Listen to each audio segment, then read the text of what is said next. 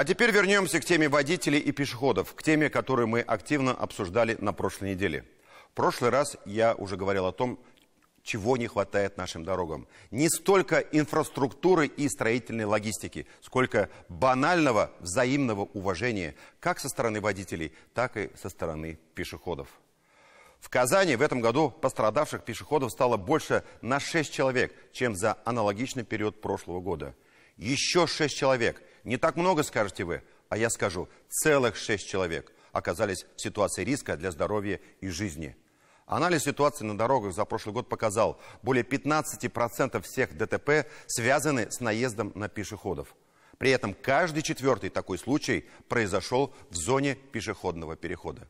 Как не стать частью печальной статистики? И кто виноват в этом бесконечном противостоянии участников дорожного движения?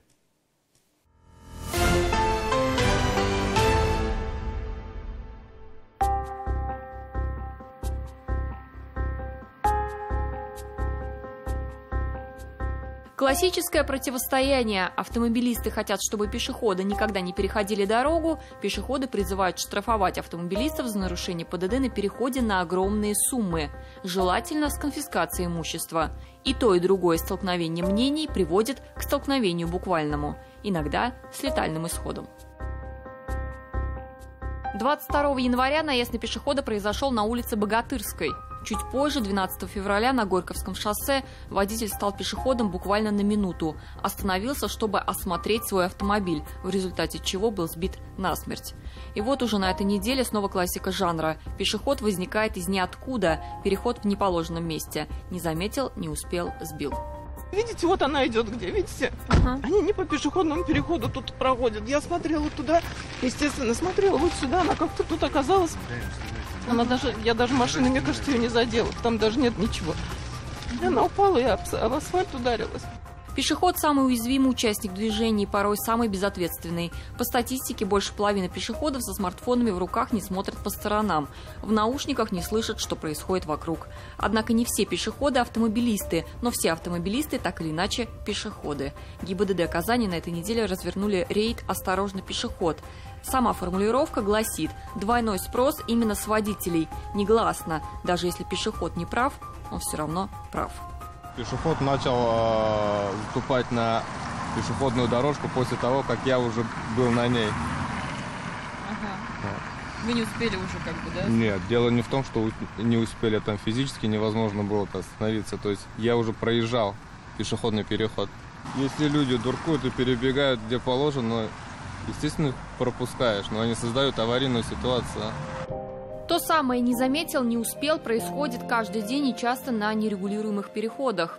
К примеру, автомобиль поворачивает, пропускает пешехода, но оказалось, тут же за машиной есть еще один. Его водитель уже не видит и проезжает перед носом. Ситуация на грани, где автомобилист, ничего не нарушая, все-таки нарушает правила. Я же рядом с ней остановился. Пешеход прошел, который наступал. Я начинаю движение, а из-за машины не видно, что еще один пешеход вот там в начале дороги начал переход. А я уже наполовину на пешеходном переходе. Я, естественно, проехал вперед. Все, с точки зрения закона, формально, наверное, здесь нарушение есть. С точки зрения логики и здравого смысла. Многие, конечно, понимают, какую угрозу представляет собой машина, но делают вывод, что раз они за рулем, то теперь все вокруг должны разбегаться от этой опасности. Если уж кому-то надо перейти дорогу, то так и быть, пусть идет. Но сначала пусть пешеход вспомнит все законы физики, вычислит тормозной путь автомобиля и станет заметным для водителя, для чего обмотается с ног до головы светоотражающими элементами. А потом происходит то, что происходит. Статистика не врет.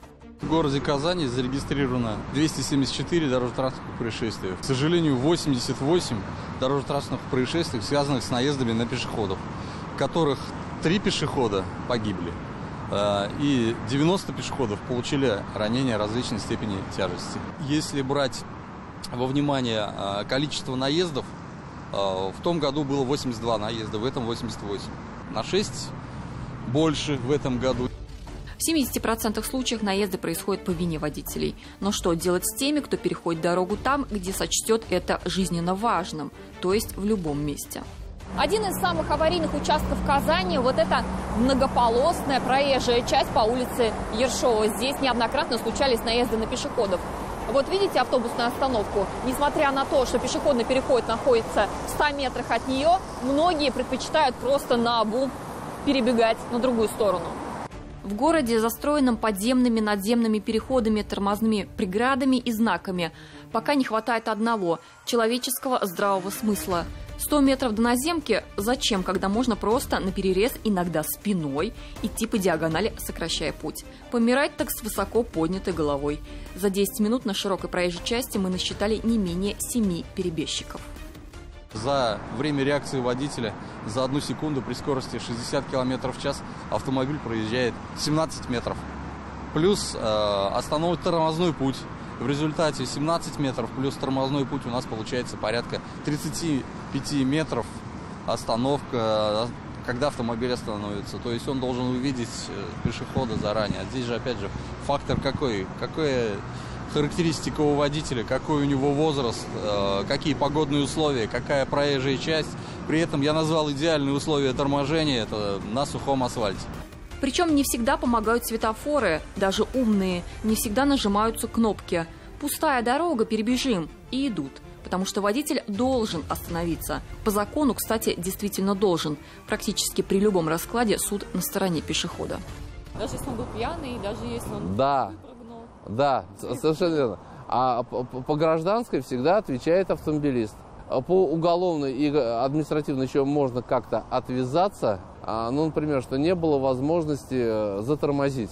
Тогда, да, в этом случае уголовки не будет. Но административка, скорее всего, будет в любом случае. И гражданская ответственность. И вот мы стараемся делать, ну, например, если мне приходится такого автомобилиста защищать, ну, вот с личным иском идти. То есть считать ущерб. Но я говорю, суды делают по нулям, как правило. Другой вопрос, какая разница, кто прав, если пешеход уже мертв. Поэтому помните, безопасность пешеходов в руках и ногах самих пешеходов. Не бойтесь казаться медленным, не жаждите выглядеть балериной, ловко горцующей наперерез. Смотрите водителям в лица, убеждайтесь, что они смотрят на вас или на дорогу, и следуйте правилам, подразумевая, что правилам следуют не все и не всегда. Диляра Юсупова, Дмитрий Шлеймин, 7 дней.